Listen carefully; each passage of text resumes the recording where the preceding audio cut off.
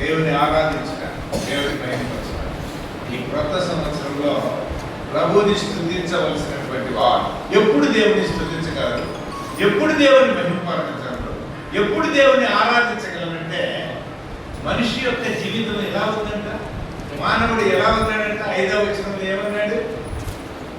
నేను పాపములో పుట్టినవాడు. ఎప్పుడు పుట్టినట్టమ్మా? పాపములో. మనం ఎక్కడ పుట్టాం? పాపములో పుట్టినటువంటి వాడు. మన పుట్టుకే పాపం, మన జీవితమే పాపం, మనమే పాపం. మన యొక్క జీవితము ఏమిటంటే పాపములో పుట్టిందంట. ఏమంటున్నాడు? నేను పాపములో పుట్టినవాడను. నేను పాపములో పుట్టినవాడను. పాపములోనే నా తల్లి నన్ను,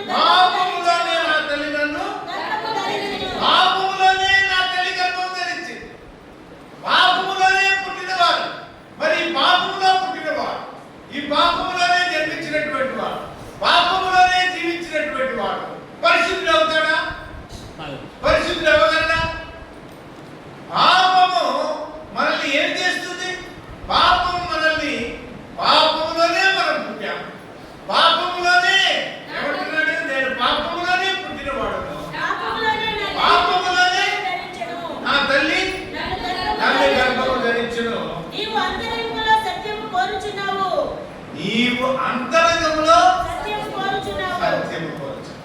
దేవుడు సత్యము కోరుతూ ఉంటే నువ్వు దేంట్లో జీవిస్తున్నావు? అసత్యంలో జీవిస్తున్నావు. దేవుడు సత్యము కోరుతూ ఉంటే నువ్వు పాపములోనే పుట్టినావు. దేవుడు సత్యము కోరుతూ ఉంటే నీవు, నీ తల్లి పాపములోనే నిన్ను గర్భము ధరించి ఉంటాడు. అయితే ప్రభు ఏం కోరుతున్నాడు? అంతరంగంలో. ప్రభు కోరుకునేది వేరు, మనం జీవించే విధానం వేరు. మన పుట్టుకే పాపం అయింది, మన జీవితమే పాపం అయింది, మనమే పాపంలో ఉన్నటువంటి వాడు. మరి పాపంలో ఉన్న నీవు, పాపంలో ఉన్నటువంటి నీవు ఎలా ఉన్నా, ఎలా జీవిస్తూ ఉన్నా? ఒక మాట అంటాడు, ఇర్మియా గ్రంథం 13వ అధ్యాయం 23వ వచనంలో ఒక మాట.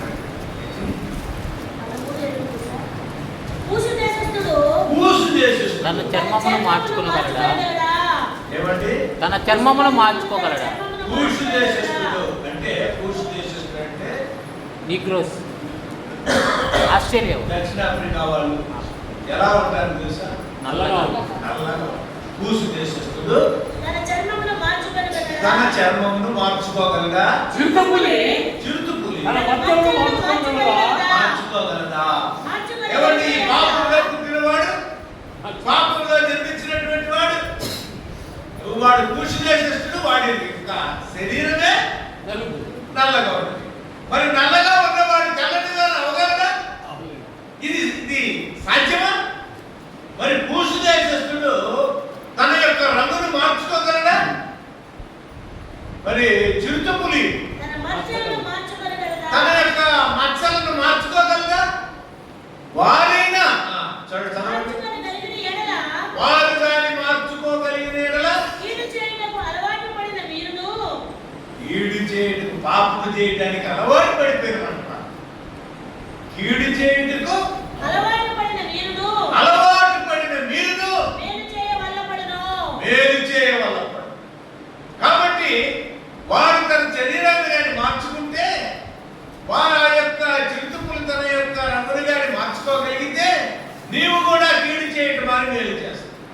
కాబట్టి పాపములో పుట్టిన నీవు, పాపములో జన్మించినటువంటి నీవు, తల్లి గర్భం నుంచి నువ్వు పాపంలోనే జన్మించినటువంటి నీవు శుద్ధుడిని కావాలి అంటే కేవలము దేవుని యొక్క రక్తం మాత్రమే నిన్ను శుద్ధీకరించగలదు. నీ స్వంత తలంపులతో కానీ, నీ స్వంత ఊహలతో కానీ, నీ కార్యములతో కానీ, నీవు గుళ్ళు తిరుగుటలో కానీ, గోపురాలు తిరుగుటంలో కానీ ఎక్కడైనా నీవు శుద్ధీకరించబడవు. ఎందుకంటే నీ యొక్క పుట్టుకే ఆ పాపమును తీసివేయటానికి యేసు ప్రభు వారి ఈ లోకానికి మానవుడు. ఆ ప్రభు వారి రక్తముతో నీవు శుద్ధీకరించాలని పడాలి. కాబట్టి అంటున్నాడు, ప్రభువా నా యందు శుద్ధ హృదయము కలుగజేయుము. ఏం చేయాలంట? నా యందు శుద్ధ హృదయము కలుగజేయము. ఏమంటున్నాడు? శుద్ధ హృదయం. దేవా 10వ వచనం. దేవా 9వ వచనం కూడా చదివే. నా పాపమునకు నా పాపములకు విముఖుడుకు కమ్ము. విముఖుడుకు కమ్ము. నా దోషములన్నిటినీ తుడిచివేయము. దేవా దేవా నా యందు శుద్ధ హృదయము కలగజేయము. నా యందు శుద్ధ హృదయము కలగజేయము. నా అంతరంగములో స్థిరమైన మనసును నూతనముగా పుట్టించుము.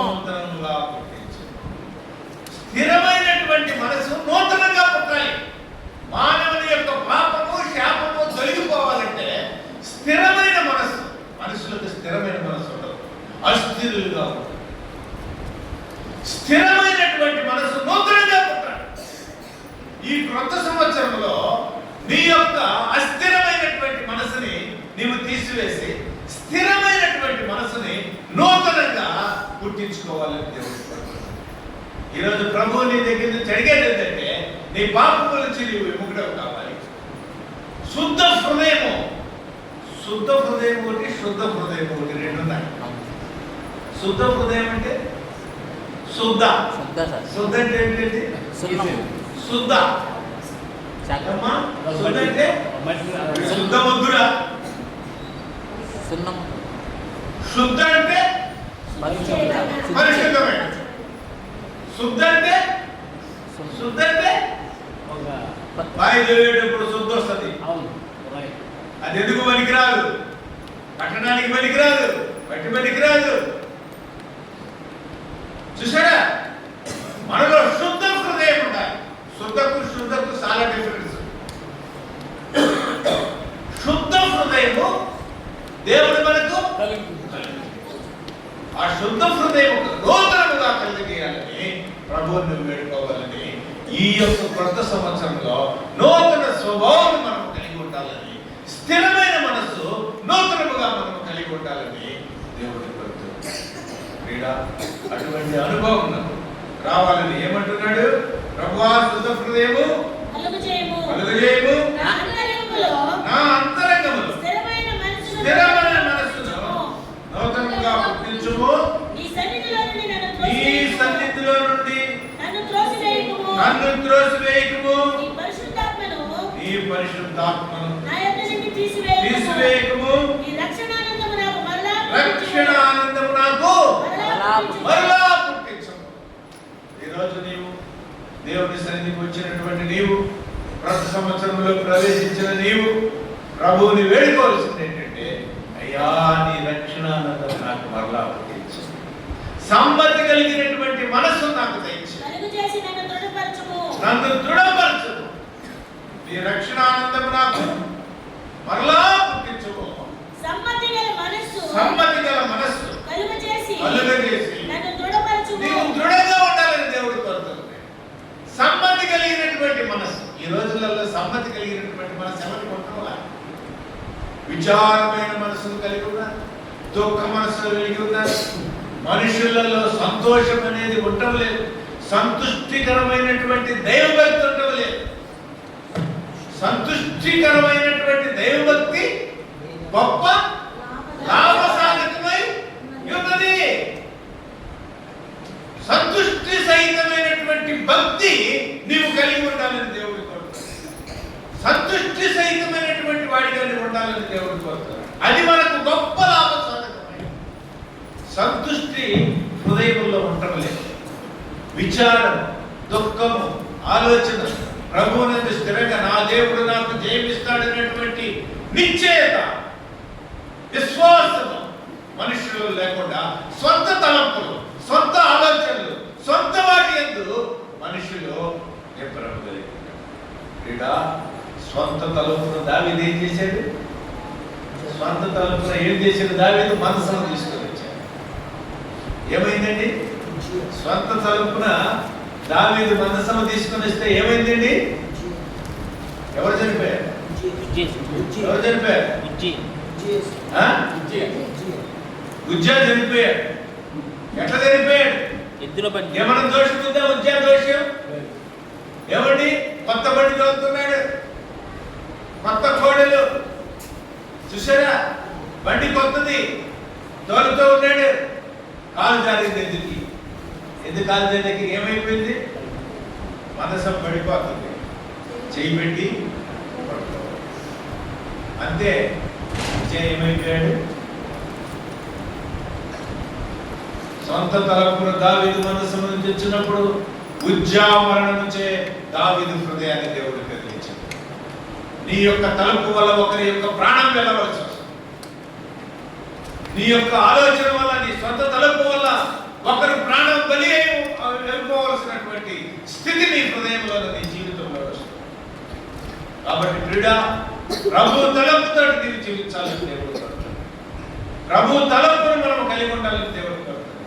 ప్రభు ఇక్కడ చెబుతూ ఉంటాడు, చూసారా, స్థిరమైనటువంటి మనస్సు నూతనముగా పుట్టించుము, ఈ రక్షణానందం నాకు మరలా పుట్టించుము, సమ్మతి గల మనస్సు కలుగజేసి నన్ను సమ్మతి కలిగినటువంటి మనస్సు మరి ప్రతి ఒక్క రక్షించబడినటువంటి క్రైస్తవుడికి ఉండాలని దేవుడు అది నిన్ను దృఢపరుస్తుంది. దృఢపరచడం అంటే ప్రభువులో నిన్ను ఆయత్తపరుస్తుంది, సిద్ధపరుస్తుంది, స్థిరంగా ఉంచుతుంది. అది దృఢపరచడం అంటే. నువ్వు దృఢపరచబడకపోతే నువ్వు ఆత్మీయంగా నీవు ఎదగలేవు. కాబట్టి ఇక్కడ భక్తుడు అంటున్నాడు, దావీదు అంటున్నాడు, అయ్యా సమ్మతి గల మనస్సు కలుగు చేసి నన్ను దృఢపరచము, అప్పుడు అతిక్రమం చేయు వారికి ఈ త్రోవలను బోధించుదురు, పాపులు నీ తట్టు తిరుగుదురు. ఈరోజు ప్రభు తట్టు తిరుగుదామా? ప్రభు చూద్దామా? ప్రభు పాదాలు పట్టుకుందామా? నూతన మనస్సు, రక్షణ ఆనందము మనం ప్రభు దగ్గర నుంచి పొందాలని, పాపంలో ఉన్నటువంటి నీవు, తల్లి గర్భం నుంచి జన్మించినటువంటి నీవు, నీ పాపములను కడిగి శుద్ధీకరించుకొని రక్షణ వస్త్రమును ధరించుకొని స్థిరమైనటువంటి మనస్సు, సమ్మతి కలిగినటువంటి మనస్సు, నువ్వు నూతనంగా ఉండి నూతన జీవితము కలిగి ఉండాలని దేవుడు కోరుతున్నాడు. అటువంటి వారు ఎటువంటి వారిగా ఉండాలని దేవుడు కోరుతున్నాడంటే, తీతుకు ఈరోజే చదువుకున్నాడు. తీతుకు రాసిన పత్రిక 2వ అధ్యాయం 11వ వచనం నుంచి కొన్ని మాటలు చదువుతాం. తీతుకు రాసిన పత్రిక 11వ అధ్యాయము 2వ అధ్యాయం 11వ తీతుకు రాసిన పత్రిక 2వ అధ్యాయము 11వ వచనం. ఏలయనగా సమస్త మనుషులకు రక్షణకరమైన దేవుని కృప ప్రత్యక్షమై, సమస్త మనుషులకు రక్షణకరమైన దేవుని కృప ప్రత్యక్షమై, దేవుని కృప ప్రత్యక్షమైంది. యేసు ప్రభువారు దేవుని కృప సర్వ మనుషులకు. నీవు పాపముతోనే పుట్టినవాడు, పాపముతోనే నీ తల్లి గర్భము ధరించింది, నువ్వు పాపములోనే జీవిస్తూ ఉన్నావు. నీ యొక్క పురుషు దేశస్థుడు తన యొక్క దేహమును మార్చుకోలేదు, చురుకులు తన యొక్క మనసును మార్చుకోలేదు. అటువంటి నైజము కలిగినటువంటి నిన్ను దేవుడు ఏం చేశాడంట? ఎలాగనగా సమస్త మనుషులకు రక్షణకరమైన దేవుని కృప ప్రత్యక్షమైందండి. ఈ రోజు నీవు ఆ ప్రభువును నమ్ముకున్నావంటే, ఆ ప్రత్యక్షం కిందికి వచ్చావంటే, ఆ ప్రభువుని నువ్వు కలిగి ఉన్నావంటే, సమస్త మనుషులకు, పాపములో జన్మించిన నీకు, నీ యొక్క జీవితానికి రక్షణ దేవుడు కలిగజేసినాడు. ఆ ప్రత్యక్షమై మనము భక్తిహీనతను ఇహలోక సంబంధమైన దురాశలను విసర్జించి, విసర్జించాలంట? ఇహలోక సంబంధమైన భక్తిహీనతను తీసివేయాలంట. భక్తిహీనత ఎక్కువైపోయింది. సంఘం ఎందుకు బలపడటం లేదంటే భక్తిహీనత ఎక్కువైపోయింది. సంఘము ఎందుకు దేవుని దగ్గరికి రాలేకపోతుందంటే భక్తిహీనత ఎక్కువైపోయింది. భక్తి తగ్గిపోయింది. భక్తిహీనత తగ్గిపోయి ఏం చేస్తున్నాం? ఇహలోక సంబంధమైన దురాశల వైపు వెళ్తూ ఉన్నాం. ఈలోక సంబంధమైనటువంటి దురాశలు, నాకు డబ్బు కావాలా, నాకు ఇల్లు కావాలా, నాకు ఉద్యోగం కావాలా, నేను గొప్పవాడిని కావాలా, నాకు పేరు ప్రతిష్ఠితులు ఉండాలా, ఏది ఉండాల్సిందే, వద్దని దేవుడు అంటం లేదు. కానీ వీటిలో ఏంటంటే ఈలోక సంబంధమైనటువంటి దురాశలు మనం కలిగి ఉన్నాం. నువ్వు ఎప్పుడైతే ప్రభు దగ్గరికి వస్తావో వీటన్నింటినీ ఏం చేయాలంట? విసర్జించాలి. భక్తిహీనతలు, ఈ లోక సంబంధమైనటువంటి దురాలోచనలు విసర్జించాలా. నీ గొప్పతనాన్ని విసర్జించాలా. నేను అనేటువంటి అహంకారాన్ని నీవు తీసివేసుకోవాలి. ఈ లోక సంబంధమైనటువంటి దురాలోచనలు విసర్జించి శుభప్రదమైన నిరీక్షణ నిమిత్తము శుభప్రదమైన నిరీక్షణ. ఏంటంట శుభప్రదమైనటువంటి నిరీక్షణ? శుభప్రదమైనటువంటి నిరీక్షణ అంటే ఏంటంట? అనగా మనకుండేది శుభప్రదమైన నిరీక్షణ. అబ్రహాము దేనికోసం ఎదురు చూశాడు? అవును, పునాదులు గల పట్టణముకై ఎదురు ఈ రోజు నువ్వు నేనుండేది పునాదులు లేని పట్టణం. భూకంపం వచ్చిందనుకోండి, పెద్ద పెద్ద ఇల్లు కూలిపోతాయి. సునామీలు వచ్చిందనుకోండి, పెద్ద పెద్ద నగరాలు వెళ్ళిపోతాయి. అక్కడ ఏ సునామీ ఉండదు, ఏ భూకంపాలు ఉండవు. పరలోక రాజ్యంలో ప్రభువుతోటి సమానముగా నిన్ను దేవుడు హెచ్చిస్తాడు. ఇడా అటువంటి కృప కలిగినటువంటి దేవుడు ఏమంటున్నాడు ఇక్కడ? అనగా శుభప్రదమైనటువంటి నిరీక్షణ నిమిత్తమై అనగా మహాదేవుడును మన రక్షకుడైన యేసుక్రీస్తు మహిమ యొక్క ప్రత్యక్షత కొరకు ఎదురు చూచుచు దేనికోసం నువ్వు ఎదురు చూడాలి? యేసుక్రీస్తు యొక్క దేవుని యొక్క ప్రత్యక్షత కోసం ఎదురు చూడాలి. ప్రభు యొక్క ప్రత్యక్షత కోసం ఎదురు చూడాలి.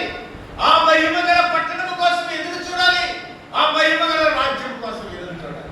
రక్షించబడిన నీవు, మారు మనసు పొందిన నీవు, పాపం నుండి శాపం నుంచి విడిపించబడిన నీవు, శుద్ధ హృదయం కలిగినటువంటి నీవు దేనికోసం ఎదురు చూడాలమ్మా? దేవుని యొక్క ప్రత్యక్షత దేనికోసం ఎదురు చూస్తాం? ప్రత్యక్షత కొరకు. చూసారా? శుభప్రదమైనటువంటి నిరీక్షణ ఏంటి అంటే ప్రభువు వచ్చినప్పుడు ఆయన్ని ఎదుర్కొనేటువంటి శక్తిని కలిగి ఉండాలి. మరి ప్రభువు వచ్చినప్పుడు నువ్వు ఎదుర్కొనే శక్తి నీ దగ్గర ఉన్నదా? ఆ పరిశుద్ధత నీకున్నదా? ఆ పవిత్రత నీకున్నదా?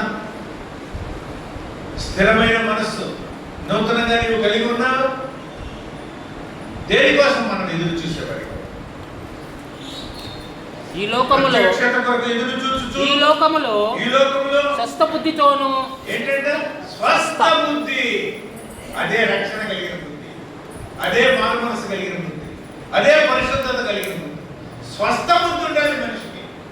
ఏ బుద్ధితో నువ్వు జీవిస్తూ ఉన్నా, ఎటువంటి మనసుతో నువ్వు జీవిస్తూ ఉన్నా, స్వస్థ బుద్ధితో నీతితోను నీతి కలిగి ఉంటా, నీతితోను భక్తితోను బ్రతుకుచుండవలనని మనకు బోధించుచున్నది. మనకు దేవుడు ఏం బోధిస్తుంది? మనం నీతిగా బ్రతకాలి, సుస్థిరముగా దేవునికి సుబుద్ధి కలిగి జీవించాలి, భక్తి కలిగి జీవించాలి. ఎటువంటి భక్తి కలిగి ఉన్నాం? ఎటువంటి భక్తి మనం చేస్తూ ఉన్నాం? ఎటువంటి ఆరాధన మనం చేస్తూ ఉన్నాం? ఎటువంటి స్తుతులు దేవునికి అర్పిస్తూ ఉన్నాం? ఆ యొక్క పట్టణం కోసం, పరలోక రాజ్యం కోసం, ప్రభు యొక్క రాకడ కోసం ఎదురు చూసి దానికి నిలబడేవాడిగా, శక్తి కలిగిన వాడిగా ఉండాలని ప్రభు. అటువంటి సంపత్తి కలిగినటువంటి మనస్సు దేవుడు ఇచ్చినట్లు ప్రార్థన చేసినట్లు ప్రభు సన్నిధిలో అటువంటి వారిగా ఉండాలని. ఎఫెసీయులకు రాసిన పత్రిక 4వ అధ్యాయం 24వ వచనం. ఎఫెసీయులకు రాసిన పత్రిక 4వ అధ్యాయం 24వ వచనం. నీతియు యథార్థమైన భక్తియు గలవారై, యథార్థత, నీతియు యథార్థమైన భక్తి గలవారై, యథార్థతయు భక్తి గలవారై, దేవుని పోలికగా సృష్టింపబడిన నవీన స్వభావమును ధరించుకొనవలెను.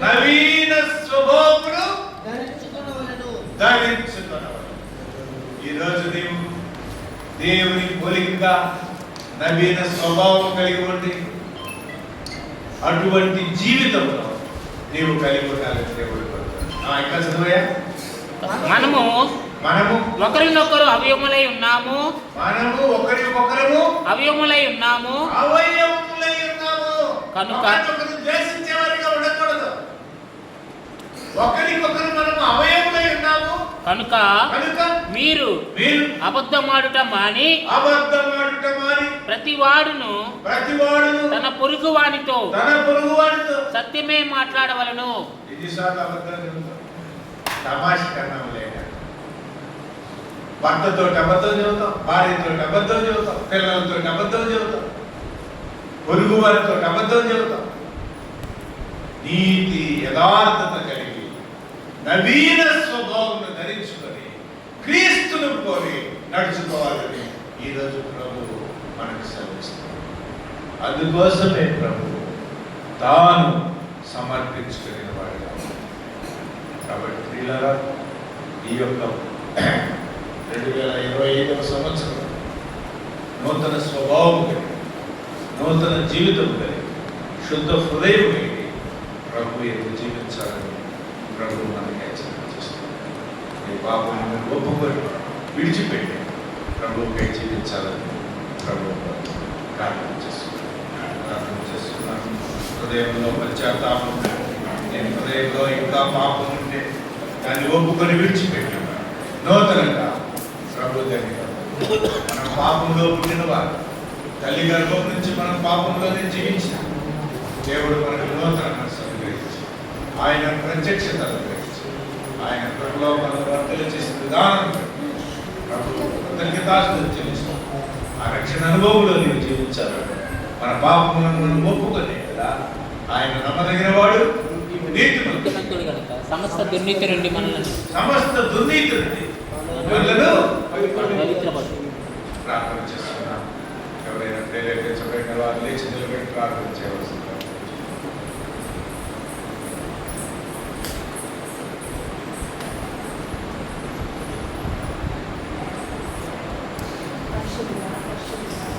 ప్రేమ